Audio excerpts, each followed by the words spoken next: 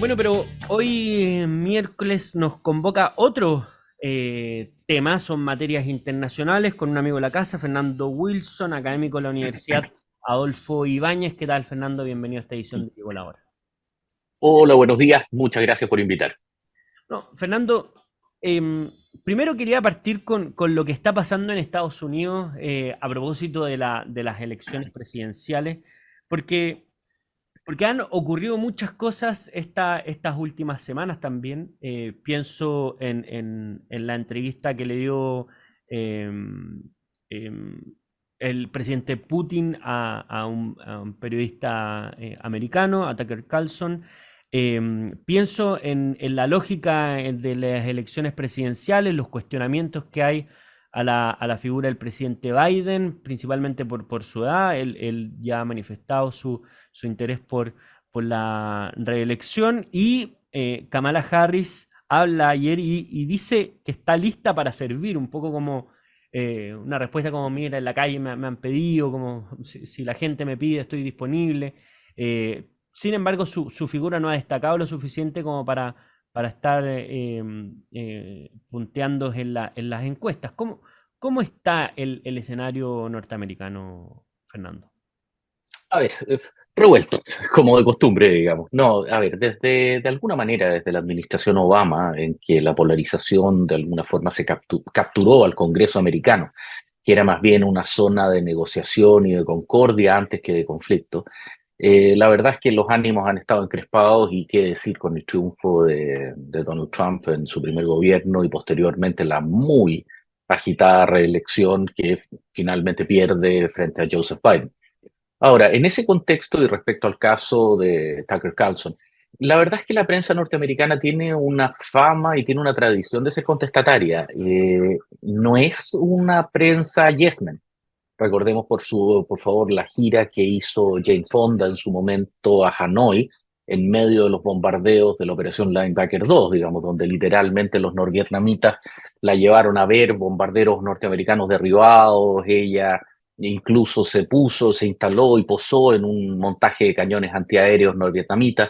Es decir, esto ocurre con alguna regularidad y sin lugar a dudas el Estado Mayor y la Dirección de Comunicaciones Estratégicas del gobierno ruso, sabiéndolo, aprovechó de invitar a un periodista que convengamos que Tucker Carlson, si bien tiene un nombre, no es una figura mayor, y que aprovechó esta circunstancia para tratar de convertirse en aquello, convertirse en una figura polémica. Ahora, dentro de las elecciones, la verdad es que el gran problema que se ve en este momento es que, para bien o para mal, Donald Trump es una verdadera aplanadora a la cual nadie está pudiendo detener y los demócratas están comenzando a asustarse realmente en términos de que Joseph Biden simplemente no va a poder contenerlo. Claramente, si bien es cierto, ha ganado sus primarias, digamos, en las últimas semanas, Biden me refiero, pero es claro que no va a ser un contendor viable frente a Trump en la papeleta del próximo noviembre. Y ahí están comenzando a surgir nuevos nombres. El nombre que realmente más eco está teniendo es el de la esposa de Barack Obama, Michelle Obama, Ujú. que es una figura que suscitó mucho más cercanía de parte de las bases demócratas y de sectores centristas moderados.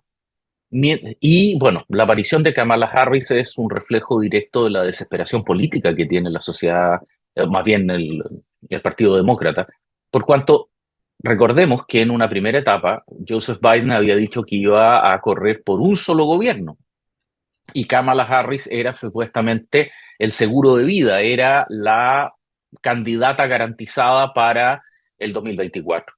Sin embargo, demostró en la administración, en el cargo, ser una persona particularmente confrontacional, muy agresiva, tiene una mayor rotación de equipos que el propio Donald Trump, lo cual, por favor, es realmente serio, y al mismo tiempo no ha logrado brillar como se esperaba que lo hiciera. Por lo tanto, la verdad es que sus declaraciones más bien tienen un sello de oportunismo. Lo que ella pareciera estar diciendo es, estoy dispuesta a ser la que pierda para quedar posicionada para otra vez o para una candidatura senatorial o lo que fuere. Estoy dispuesta a hacer el servicio militar, por decirlo de alguna forma, a enfrentar esta situación. pero para los demócratas en términos generales esto se está viendo cada día más difícil, cada día más complicado, y muchos ya están comenzando a darlo por perdido, con el argumento de, miren, es mejor que Trump sea presidente ahora, que quede impedido de volver a ser candidato nuevamente, pasar el mal trago de una buena vez y luego entrar en una dinámica competitiva con candidatos más tradicionales. Justo es decir, que más allá de, digamos, varios candidatos republicanos están haciendo exactamente lo mismo. Marco Rubio, el gobernador de Florida, etcétera, todos ellos también han bajado en el sentido de que no tiene sentido competir contra Biden, perdón, contra Trump, si es que con esto va a quedar fuera de escenario, digamos, rápidamente, va a ser un presidente de un solo gobierno. Y ahí, ¿te parece que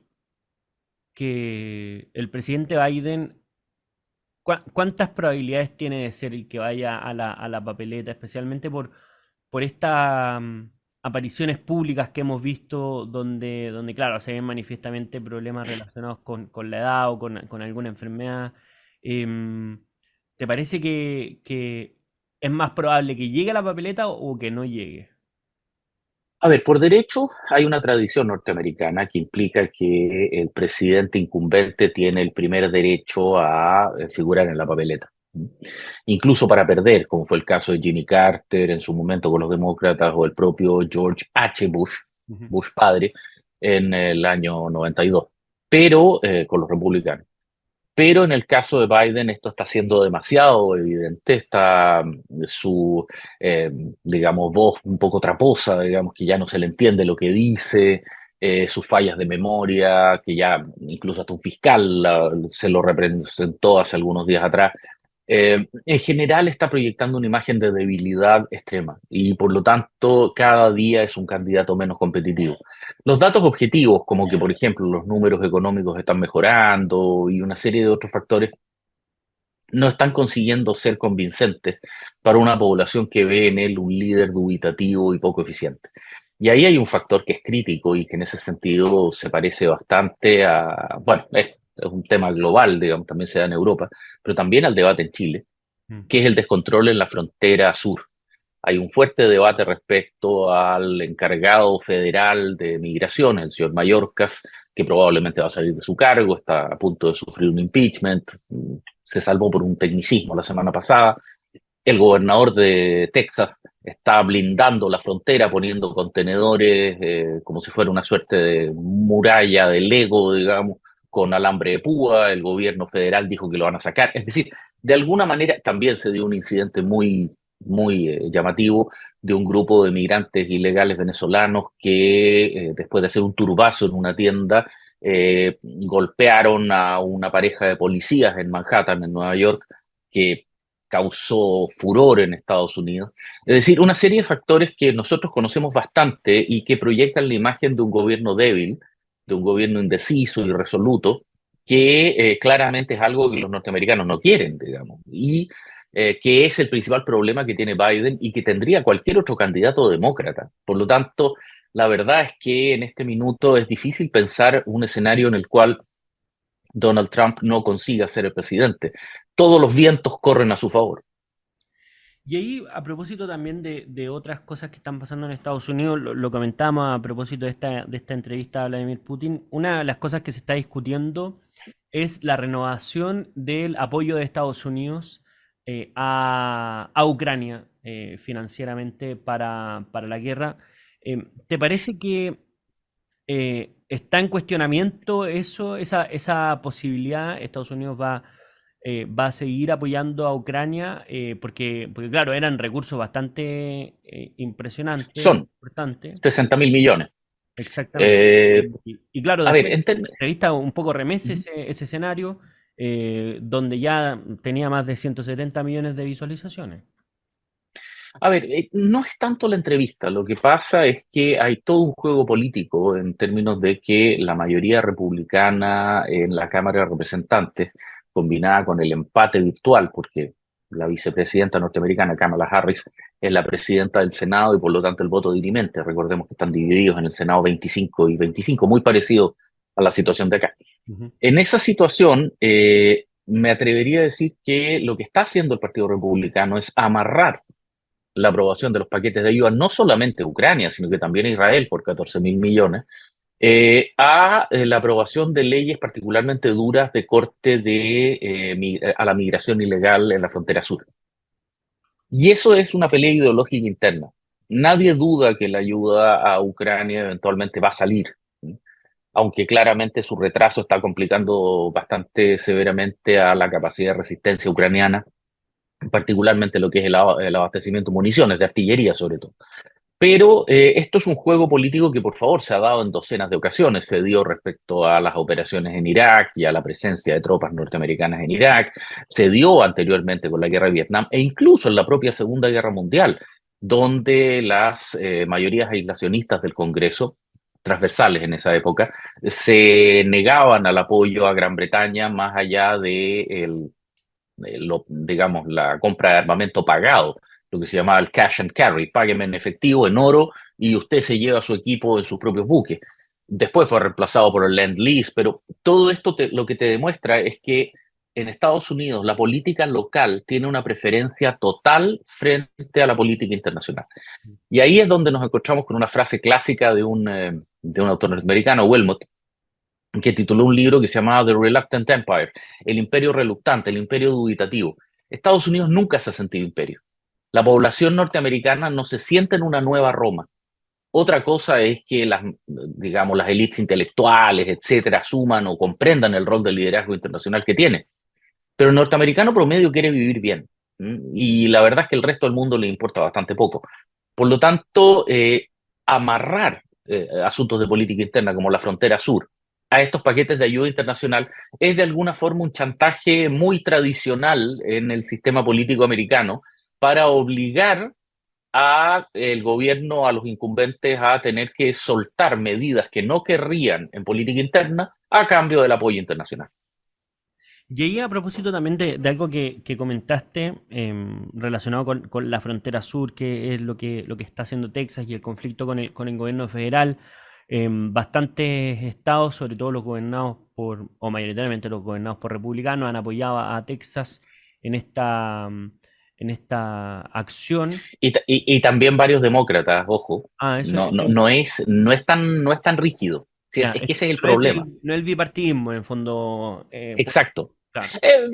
Digamos, hay un bipartidismo para los gobernadores demócratas, es un trago muy amargo, pero la verdad es que el riesgo que se está produciendo, sobre todo en algunas ciudades con alcaldes progresistas demasiado radicalizados, lo que se ha denominado las sanctuary cities o ciudades santuario que mandan llamar a los migrantes ofreciéndoles asilo, Mm. por ejemplo, como la ciudad de Denver, etcétera, Portland más arriba en el norte de la costa del Pacífico.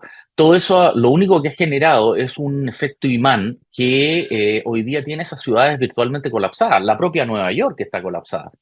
Entonces, en ese sentido, tú tienes, por ejemplo, que muchos centros recreativos barriales, digamos, que son instrumentos críticos para mantener a los chiquillos de sectores medios y bajos fuera de la droga, etcétera, se han convertido en refugios, en shelters. Lo que significa que, en términos prácticos, todas las políticas sociales comunitarias norteamericanas, que son muy valiosas y muy valoradas allá, están siendo suspendidas a cambio de mantener migrantes ilegales, Mm. generando una disputa y un problema de carácter local que está obligando a alcaldes y a gobernadores demócratas a dar marcha atrás, porque también vienen elecciones, digamos, y cuando notan una población francamente molesta, bueno, hay que, digamos, comulgar con ruedas de carreta y asumir la realidad. Bueno, interesante lo que está pasando en Estados Unidos. Nos queda más claro el panorama después de esta conversación con Fernando Wilson, académico de la Universidad Adolfo Ibáñez. Fernando, muchas gracias como siempre por acompañarnos en Llegó la Hora. Por favor, muchas gracias a ti. Hasta la próxima. Hasta la próxima. Nosotros nos vamos a una breve pausa y seguimos con más Llegó la Hora.